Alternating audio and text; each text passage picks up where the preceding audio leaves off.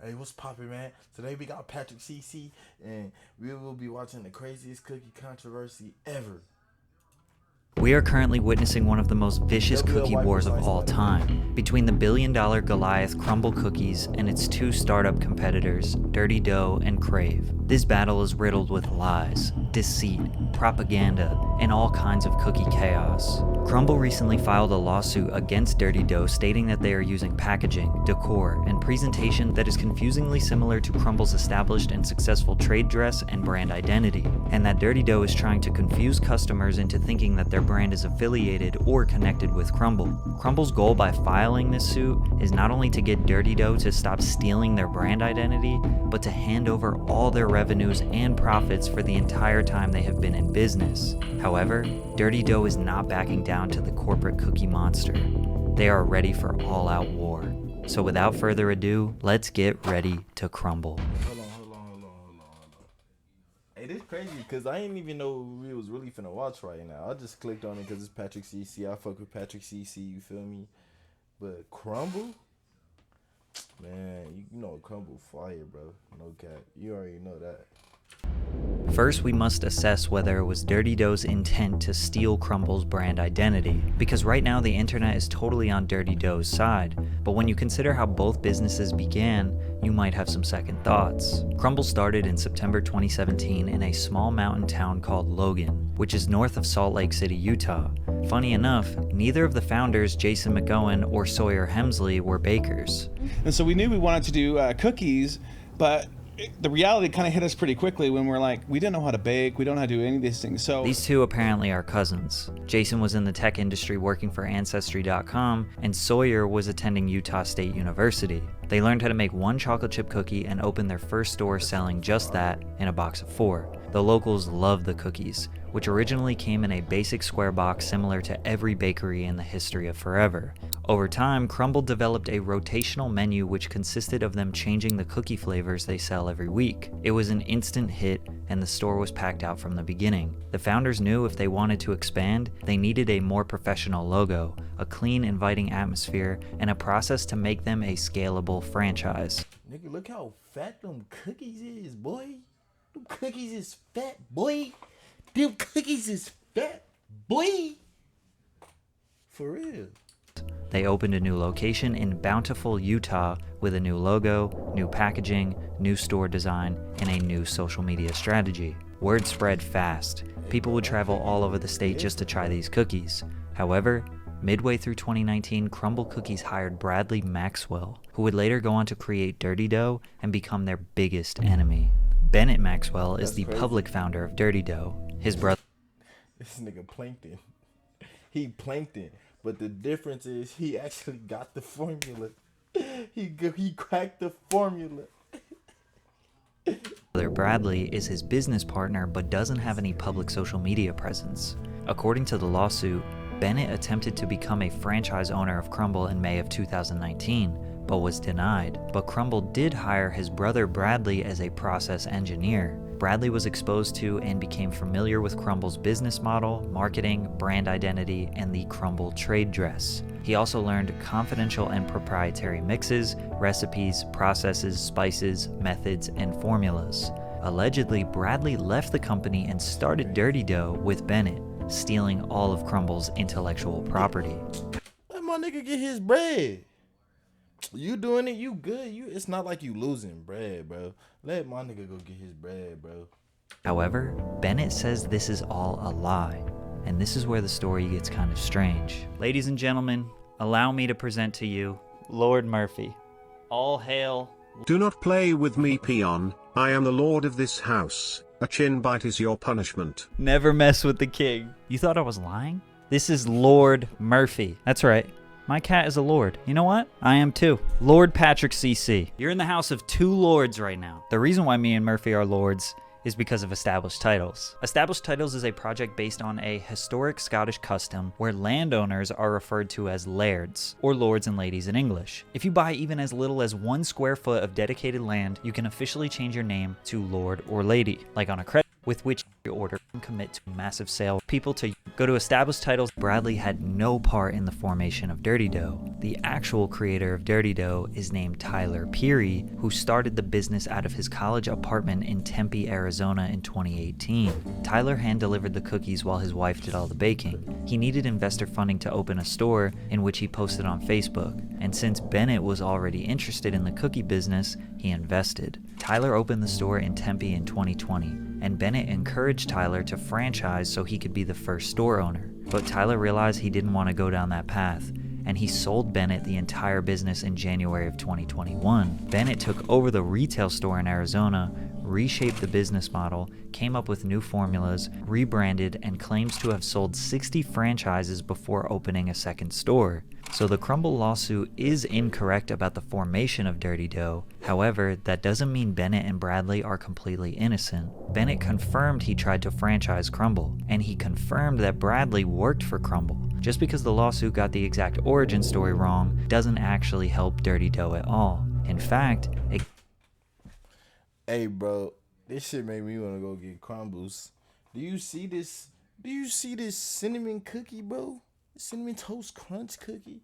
I ain't never seen that before. That shit looks so fire. That shit look wicked, bro. No cap. I'm over here talking to the mic. Y'all see that? I'm trying to talk to y'all. I'm talking to the mic. Gets even worse for them. When Bennett purchased Dirty Dough, he said nothing but bad things about it. I looked at this and I saw business that had big potential, that was selling cookies, that had zero marketing, had a terrible location, not good recipes, to be frank. Like, they were cookies, they were good cookies, they weren't great, they weren't amazing. It was developed by a 22-year-old with no baking experience. So is it a fair assumption that if Bennett wanted to franchise CRUMBL and his brother worked for the company, plus he had zero experience in the industry, that maybe he did just buy an existing cookie business, copy CRUMBL's business model from the branding to the social media strategy to the recipes, then move it up from Arizona to Utah where CRUMBL originates? If it works, you feel me? Use it. If it works, use it. Make your bread. Copy and paste. Unless you make music. Be original if you make music. In hopes to steal some market share. Seems very possible. But most people are arguing that CRUMBL hasn't created anything unique that you can actually steal. In the lawsuit, they point out their whimsical outline-shaped drawings on product packaging, presentation, and decor, in which Dirty Dough has copied. Also, their cookie boxes with extra space that perfectly fit cookies lying side by side, which sure, Dirty Dough is copying, but most people argue that's like trying to gatekeep a pizza box or a brown paper bag from a fast food restaurant. They highlight their weekly rotating menu. Again, not like CRUMBL invented changing a menu. My local donut shop has been doing that for the past 10 years. Also, their logo, from the font to the cookie with a bite taken out of it, is copied, which is literally every cookie brand's logo. They even threw in the store layouts, the way the cookies look, the way they are presented on social media. My man is innocent. Leave my mans alone, bro. Leave bro alone, bro. He's innocent. So. And there's no doubt that these two brands are shockingly similar. The only real difference is that Dirty Dough focuses on the inside of the cookie, where CRUMBL focuses on dressing up the cookie on the outside. But Dirty Dough rallied a ton of support by Bennett spinning the narrative in his favor online. Have you heard Dirty Dough is getting sued? Looks like somebody's a little scared of the new cookies in town. He directly tagged the CRUMBL owner in CRUMBL's gonna be a sad cookie. this viral LinkedIn post. $1 billion company suing 2 startups. Why? Because apparently if you put sprinkles on your cookies, CRUMBL thinks they own that. Bennett ran with this narrative that the big corporate giants are suing the little guys because they also make cookies, when we know that the lawsuit is more rooted in the branding, and everyone loves an underdog story. So he was able to secure national news coverage by making CRUMBL seem like the big guys picking on the mom and pop shop, which led to an all-out war. CRUMBL purchased billboard ads directly next to Dirty Dough's physical store locations. Then Dirty Dough responded with their own billboards. Cookies so good, you have to sue. They used the hashtag Utah Cookie Wars and even started investing money into high-quality commercials. Looks like we got another Dirty Dough situation. Let's get him. Hi, cookies? This is is a cease and desist order. You're gonna have to shut down the whole operation. Are you crazy? Why? Because you're selling cookies, that's our thing. I also noticed a lot of whimsical cookie-themed designs all over your stand here. Did your parents ever teach you that it's not nice to steal other people's good ideas? You either need to buy something or leave. You're scaring off the other customers. They've got sprinkles. Well, how many flavors are you kids selling? I don't know, whatever my mom makes. They kind of just rotate every week.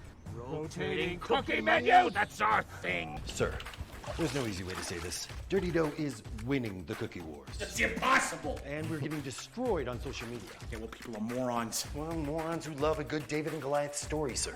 We have one shot, and one shot only to take down Dirty Dough as an organization. So, we need somebody who can infiltrate Dirty Dough to prove that they are stealing the trade secrets. Dirty Dough's advertising was very successful, and they were able to rally a ton of support online. But the most shocking part about CRUMBL trying to sue these smaller brands is that they took their whole brand identity from a Utah cookie company that was dominating the market years before them, Chip. Chip is the original gourmet cookie delivery company. Chip started in 2016 and they opened only serving one cookie in a box of 4. Sound familiar? Their logo featured a cookie with a bite taken out of the top right corner. They grew by focusing on their cookie presentation as well as their branding on social media. This drove a lot of traffic to their physical locations, and they generated a huge amount of buzz in Utah before all these other copycat brands. Chip started because there were no dessert options in the area for a late night snack. They initially didn't want a franchise, they wanted to serve the local community. Chip never went after CRUMBL when they obviously took the whole business model, branding, and idea to the exact same market. They just focused on their own vision, and CRUMBL went corporate, taking over the whole country. Dirty Dough and CRUMBL were not founded by people who have a passion for baking, but by people who want to build a corporate enterprise. Neither founders had experience in the food industry at all. They created a fast food business that has 20 to 30% profit margins, whereas most traditional ones operate on 6 to 9% profits. One of the goals is to lower the barrier of entry to entrepreneurship.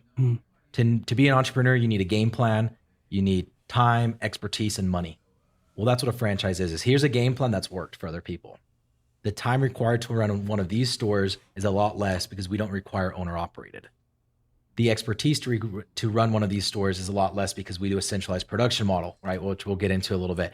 And the money required is about half or less than half of the competition. The goal of this business is to open more businesses. Bennett openly admits that he started the cookie business to create another passive revenue stream for himself. He designed their model so that it only truly requires one person to run an entire store, and that's important, providing a model so entrepreneurs can make money for their families. Smart. The cookies are made in a factory somewhere and shipped to the store. CRUMBL is the exact same. They just actually hand make the cookies in the store and provide more jobs since they can have up to 10 people working at the same time in one location. People care right now, but one day this cookie war is going to look exactly like McDonald's feuding with Burger King, where they both win by generating millions and we lose by our inability to control our cravings. Man, hey, that's Corny, PatrickCC, unfunny. But shit, alright, I'll catch y'all in the next one. Subscribe up, it's WOY Precise, and I'm out. Precise Reacts. Gone.